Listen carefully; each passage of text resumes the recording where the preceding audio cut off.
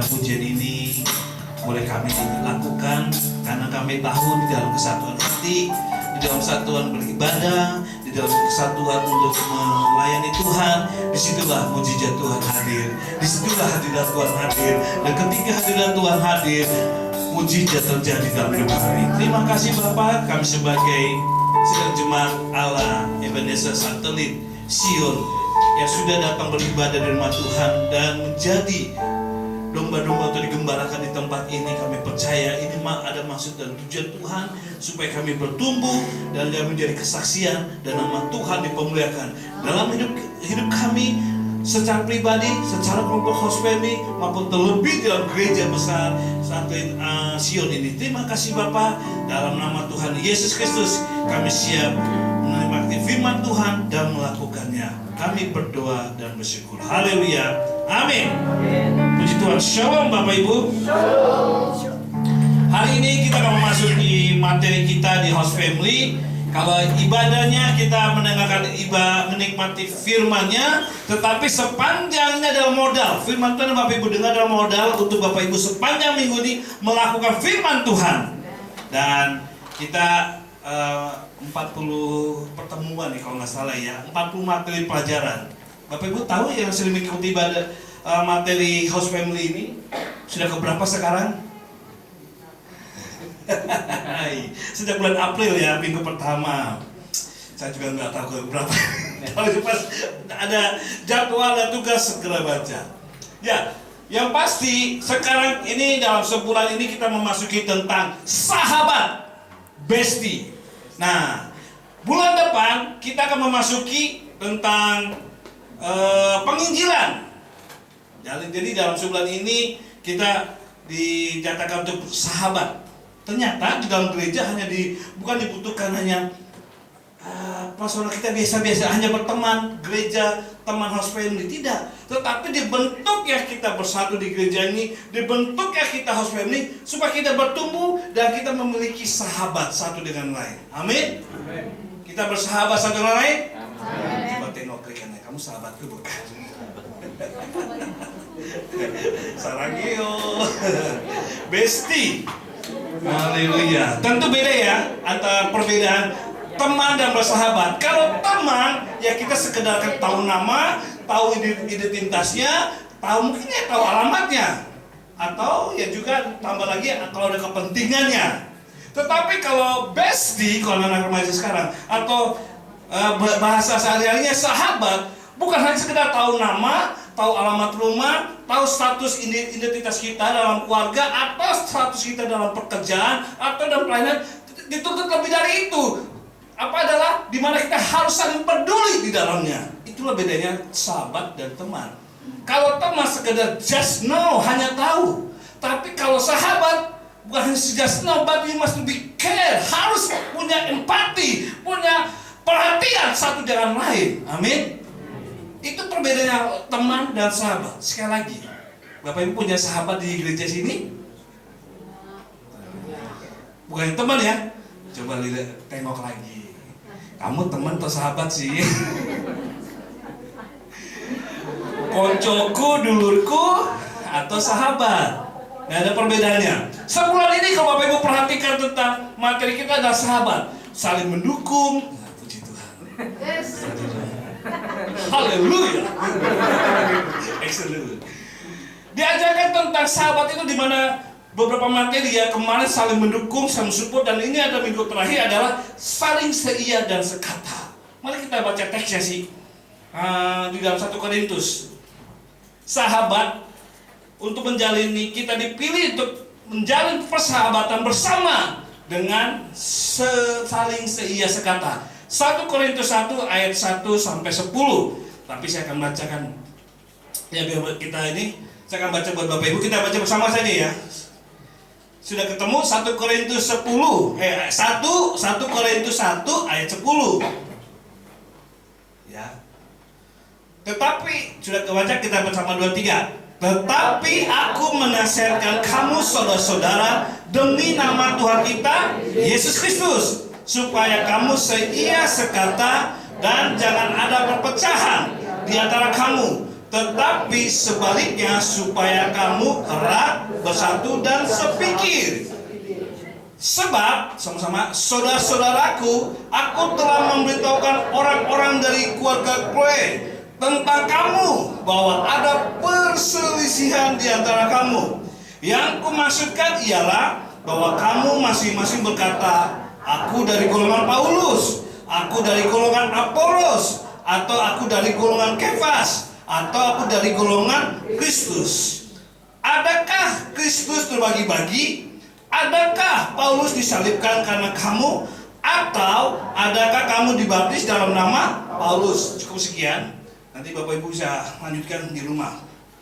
Nah, waktu di sini tulis, waktu Paulus menulis surat kepada jemaat Korintus, tentu ada masalah.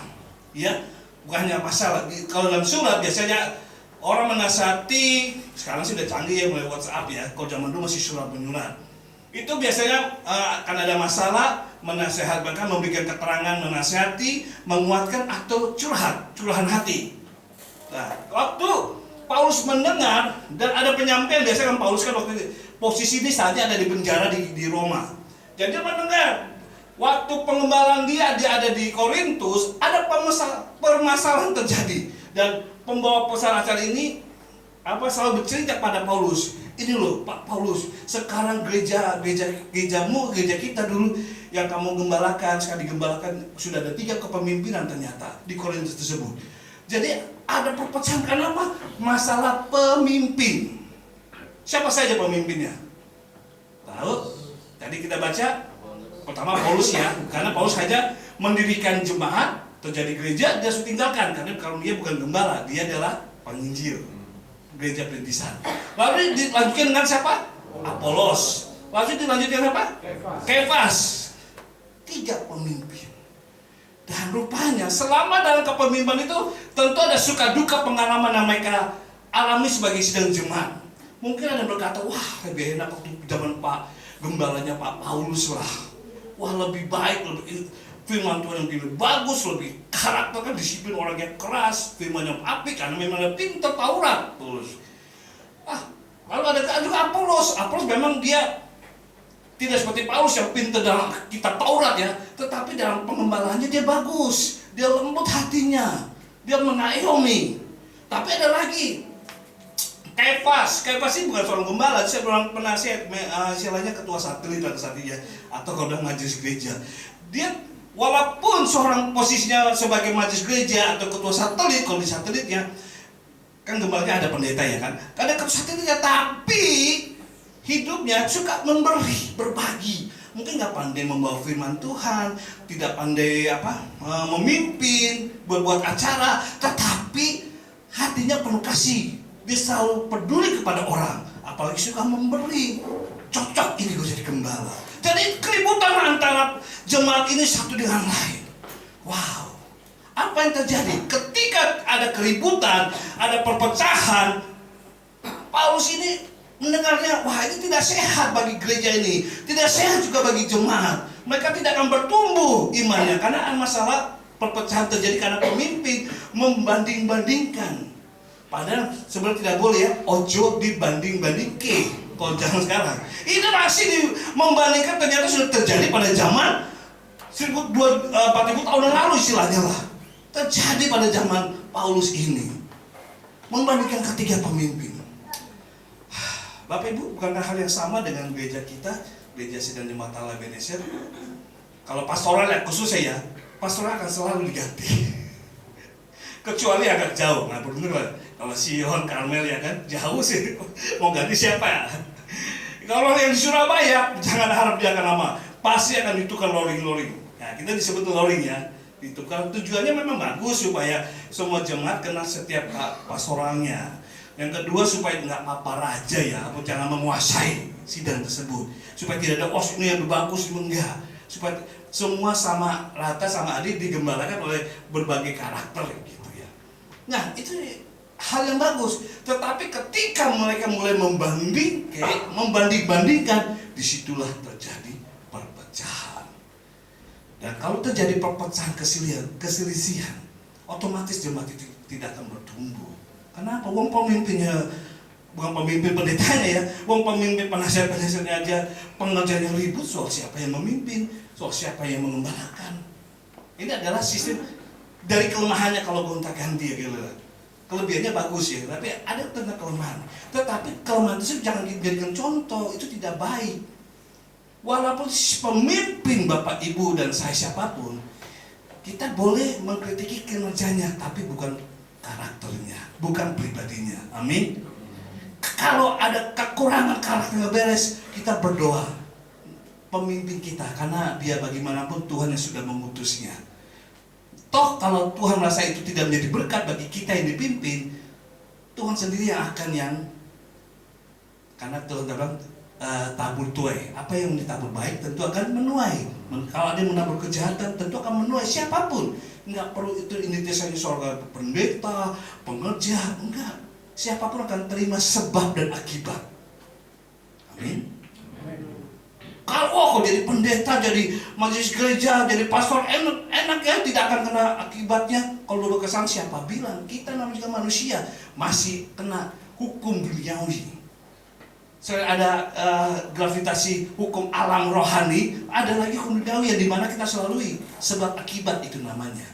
Kalau kita berbuat baik pasti kita akan menikmati kebaikan. Kalau kita berbuat jahat, kita akan juga menikmati kejahatan.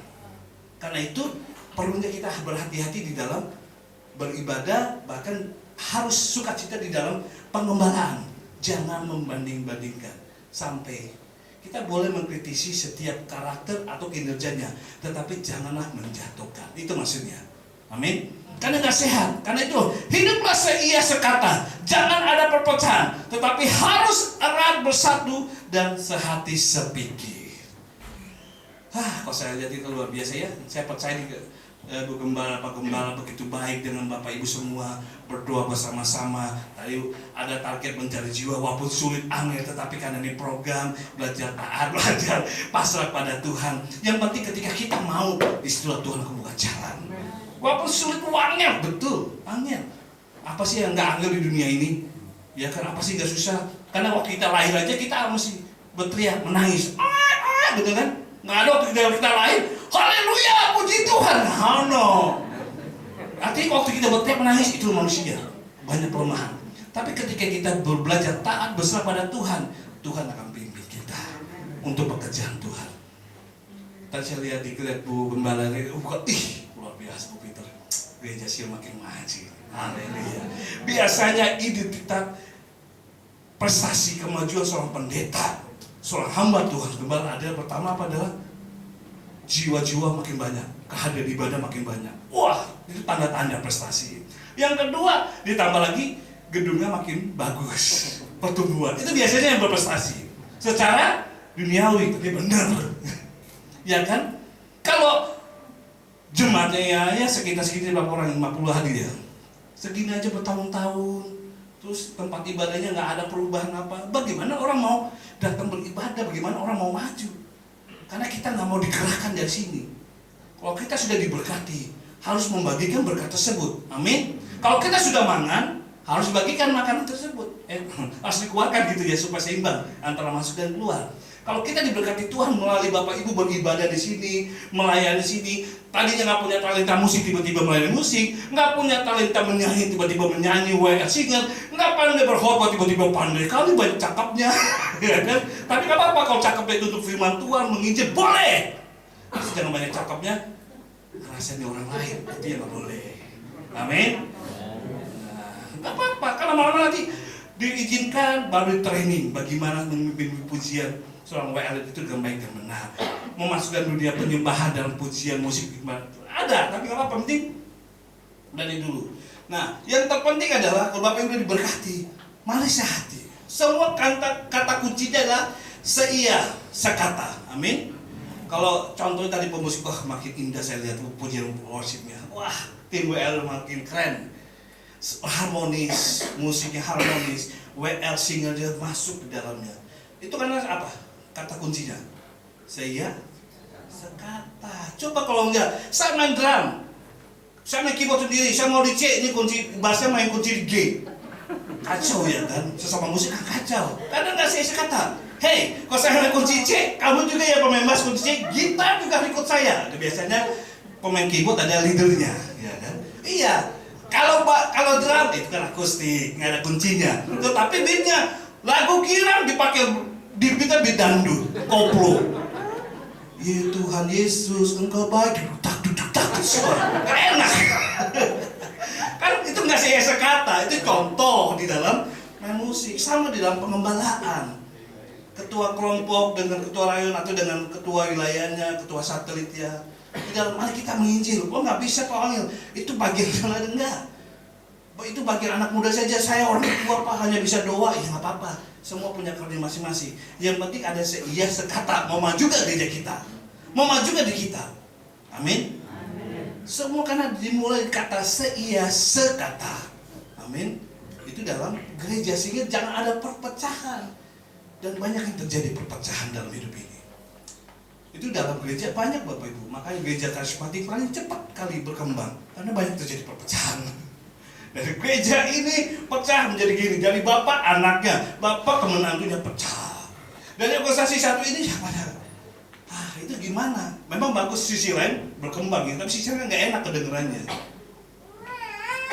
Makanya Protestan nggak pada pecah-pecah, tetap aja Protestan aja.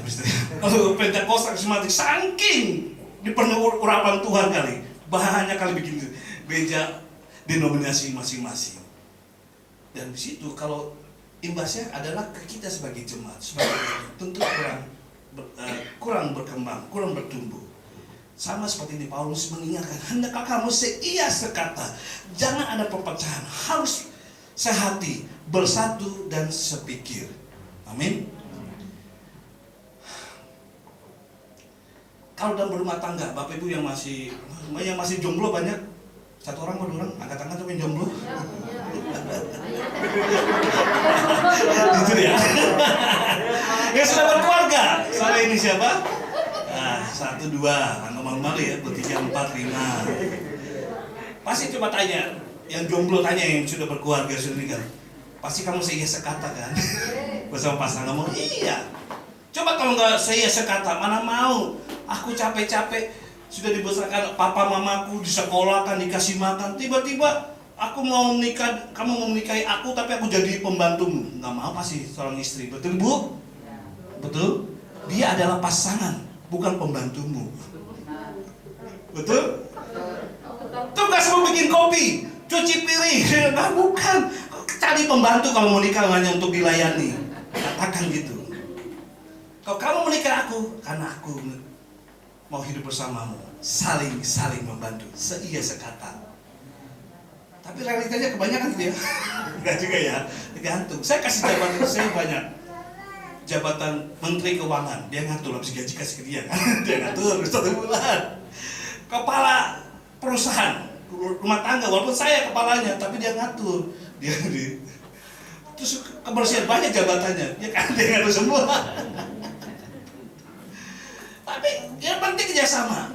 Ada hal besar kita pun jangan ongkang-ongkang ke siapa saya kepala rumah tangga. Nggak ada saya kata, jangan heran akan terjadi perceraian.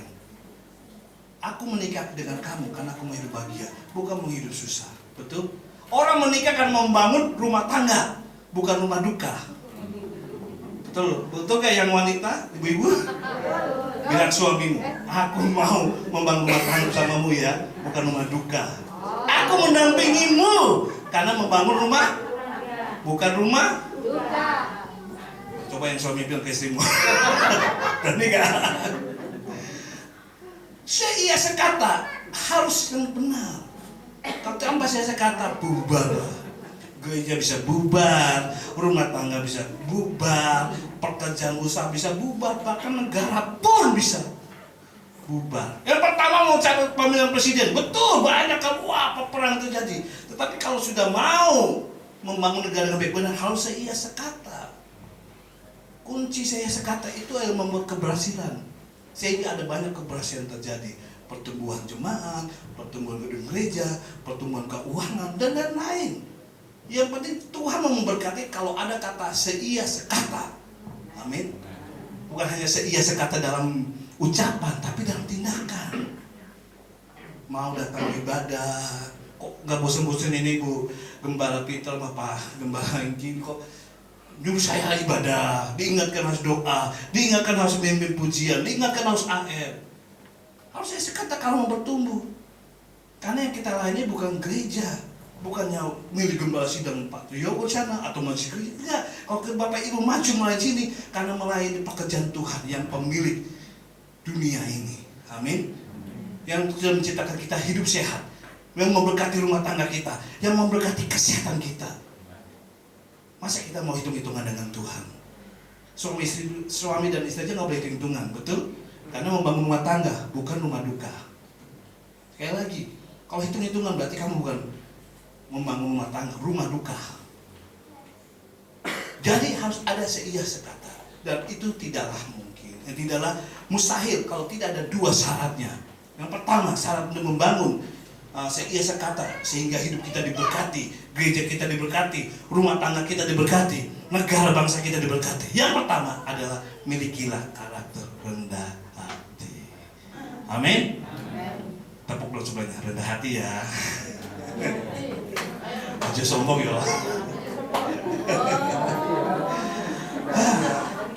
Karena banyak yang membuat kekacauan itu orang sombong, betul? Sampai ada pepatah gini, pepatah lawak orang Batak saya dengar di YouTube. Tahu gak Pak, yang menghancurkan negara dan rumah tangga hanyalah orang sombong.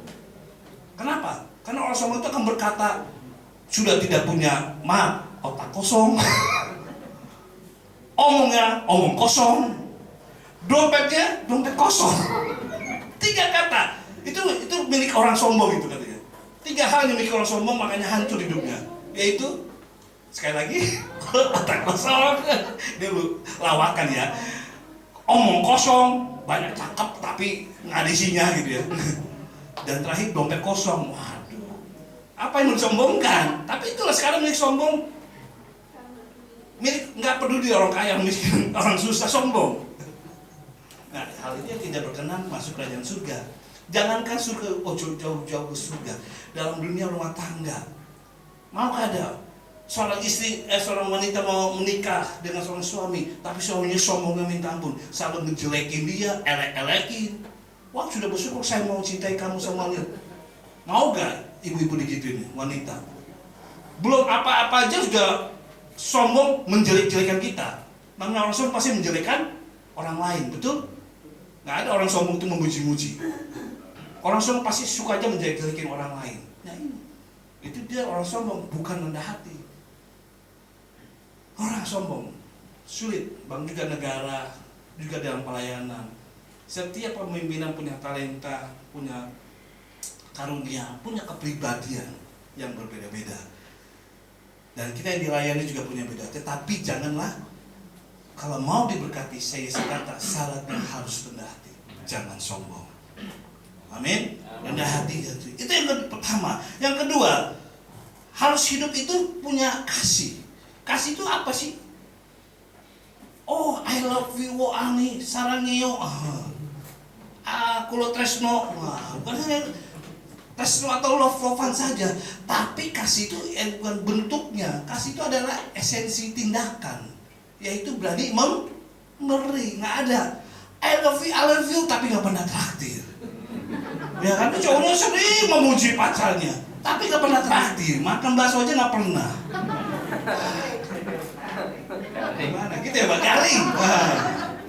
Saya waktu jatuh cinta sama mantan pacar, traktir, walaupun nanti cuma durian 5.000-an, di Medan kan murah, 5.000 segini, sini mahal ya, 1.000 durian. Soalnya gitu, waktu tahun 2000-an, 2021. Ajaknya apa? Bakso yang murah, sekarang sih misalnya 15.000, dulu cuma 2.000, 1.000 gitu. Nggak perlu tempat bakso mahal, yang penting kebersamaan. Murah meriah tapi mau gitu. Tapi dengan alasan kita makan sederhana, yang penting waktu saya mau saya mencintai kamu, saya mau kamu jadi istriku. Nah, ketika menjadi istriku, aku bertanggung jawab, aku akan kumpul duit untuk menikahimu dengan jeripaya sendiri. Amin. Itu orang yang dewasa. Jangan pesta besar-besar karena uang orang tua. Aduh, itu kesombongan juga. Kalau mau nikah, syaratnya harus apa? Pertama, dewasa, karakter rohani, ya kan? Nggak boleh sombong. Berarti dia siap berani bertanggung jawab. Yang kedua, rohani harus bertumbuh supaya Tuhan tolong kalau orang mau menikah. Dan yang ketiga, harus mandiri. Gimana mau mandiri? Waktu pesta pernikahan dia membebani orang tua sampai hutang piutang. Ada loh Bapak Ibu. Saya heran kalau seorang orang tua, apalagi maaf nih ya, statusnya hamba Tuhan pendeta, mau menikahkan anaknya jor-joran. Apalagi anaknya cewek lagi yang dibiayain. Maksud anak cewek, harusnya kan cowok yang bertanggung jawab ya. Saya dari kemarin karena pertolongan Tuhan, saya nabung 3 tahun. Sebelumnya sih udah nabung duluan 4 tahun untuk menikah dengan biaya sendiri. Walaupun saya pendeta hamba Tuhan, tapi saya sanggup untuk rumah ngontrak, biaya dan mencukupi kebutuhanmu. Bukan hanya lahir, bukan hanya batin, tapi lahir, artinya secara fisik. Jadi istri atau calon wanita mempelai senang, wow kamu mau bertanggung jawab. Amin. Coba yang lain yang jomblo, coba tengok, kasih tahu cowoknya, kamu harus mandiri ya. Supaya pasanganmu mau. Saya kata mandiri itu bagian daripada rendah hati. Rendah hati itu banyak memberi kasih. Bagian kasih adalah memberi, mandiri contohnya. Supaya orang yang kita kasih itu dia tuh bahagia, bukannya susah terus. Dikit-dikit nangis. Saya ingin berkata, pulangkan saja aku pada ibuku.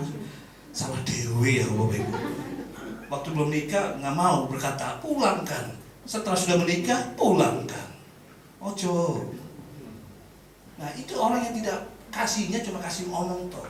Kok kasih adalah memberi. Ada tindakannya, yaitu memberi, memberikan waktunya, memberikan keuangannya untuk orang cintai. Sama dengan gereja. Ketika gereja memberikan Bapak Ibu, ini kan ada orang yang memberi, makanya di sini bisa beli tempat fasilitas gereja, membeli AC untuk kita beribadah dengan nyaman, betul? Saya percaya juga, ketika Bapak Ibu juga ada hasilnya juga dari Bapak Ibu yang mau memberi pekerjaan untuk gereja ini, kolekte, mengembalikan milik Tuhan, mengembalikannya dan memberi. Ada orang perpuluhan bukan memberi, mengembalikan karena Ibu sadar, Bapak Ibu sadar Tuhan sudah berkati 100%. Tapi untuk ucapan syukurnya Bapak Ibu ngasih 10%, betul? Berarti mengembalikan kan, bukan memberi pada Tuhan. Sehingga Bapak Ibu menikmati, ber-AC dingin ya kan, musiknya bagus, semua pakai duit loh, nggak pakai doa. Doa membuat Bapak Ibu imannya bertumbuh, ya kan? Cinta sama Tuhan, cinta sama gereja, dan untuk cinta gereja terlihat buktinya. Mau secara keuangan memberi, secara waktu mau memberi beribadah, secara keahlian skill, talenta mau memberi, mau melayani. Mumpung kita masih sehat, mari kita memberi pada Tuhan. Jangan sudah sakit mau memberi, aduh terlambat. Betul? Waktu ini tinggal berapa waktu lagi sih? Puji Tuhan kalau kita sudah melalui COVID 2 tahun setengah, berarti Tuhan masih mau kita untuk belajar mengasihi Tuhan dan memberi untuk Tuhan. Betul? Amin? Berapa yang banyak yang sudah ditinggalkan orang kita kasih? Entah itu suami, entah istri karena COVID, atau tukar kata cinta. Ada? Nggak ada? Ujung-ujung ada? Ya, saya juga mengalami. Karena COVID, kakak saya meninggal. Belum sempat vaksin. Beberapa jemaat ya kan, pastoral kita